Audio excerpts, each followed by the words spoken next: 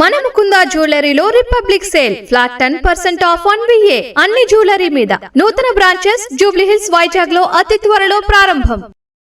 Phone tapping కేసులో మాజీ ముఖ్యమంత్రి కేసీఆర్ కు ప్రత్యేక దర్యాప్తు బృందం రెండోసారి నోటీసు జారీ చేసింది. ఎర్రవల్లిలోని తన నివాసంలో విచారణ చేయడం కుదరదని చెప్పింది. హైదరాబాద్లోని నందినగర్ నివాసంలోనే విచారిస్తామని వెల్లడించింది. అధికారిక రికార్డుల ప్రకారం నందినగర్ నివాసమే మీ చిరునామా అని పేర్కొంది.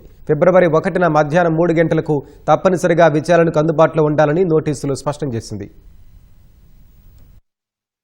ఫోన్ అక్రమ ట్యాపింగ్ కేసులో కీలక పరిణామం చోటు చేసుకుంది. మాజీ ముఖ్యమంత్రి కేసీఆర్ ను విచారించే విషయంలో ప్రత్యేక దర్యాప్తు బృందం కీలక నిర్ణయం తీసుకుంది.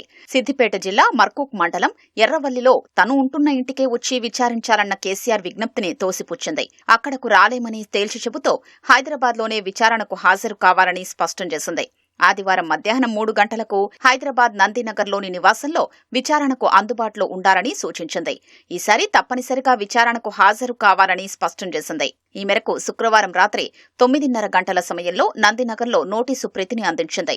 సిట్ అధికారులు నందినగర్కు వెళ్లిన క్రమంలో అక్కడ ఎవరూ అందుబాటులో లేకపోవడంతో తొలుత ఇంటి గోడకు నోటీసు ప్రతిని అంటించారు. కొద్దిసేపటి అనంతరం సిబ్బంది అందుబాటులోకి రావడంతో వారికి కాపీని అందించారు. వాస్తవానికి కేసు దర్యాప్తునకు అవసరమైన సమాచారాన్ని ఇచ్చేందుకు శుక్రవారం విచారణకు హాజరు కావాలని సిట్ గురువారమే నోటీసు ఇచ్చింది.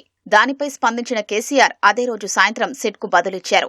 తనకు 65 ఏళ్ల పైవయసున్న కారణంగా 160 CRPC సెక్షన్లోని అంశాల్ని పరిగణలోకి తీసుకుని తన నివాసానికే రావాలంటూ సిట్ను ఆయన కోరారు. అయితే మున్సిపల్ ఎన్నికల నామినేషన్లలో బిజీగా ఉన్నందున మరో తేదీలో విచారించారన్నారు.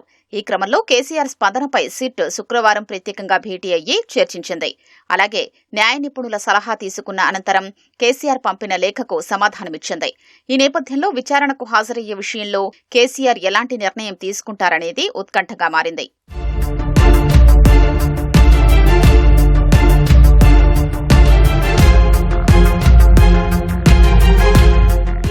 ఎర్రవల్లిలోని నివాసంలో తనను విచారించాలన్న కేసీఆర్ విజ్ఞప్తిని తిరస్కరించిన సిట్ అసెంబ్లీ రికార్డుల ప్రకారం నందినగర్లోని నివాసమే మీ చిరునామా అని బదులిచ్చింది.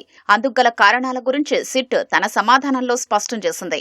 ఎన్నికల అఫిడవిట్, రాష్ట్ర శాసనసభ రికార్డుల్లో ఉన్న నందినగర్లోని మీ నివాస చిరునామాకే 160 CRPC నోటీసు జారీ చేశామని రిప్లైలో తెలిపింది. ఆ నోటీసు సక్రమంగా అందినట్లు నమోదైందని, అనంతరమే మీరు తిరుగు సమాధానమిచ్చారని వెల్లడించింది.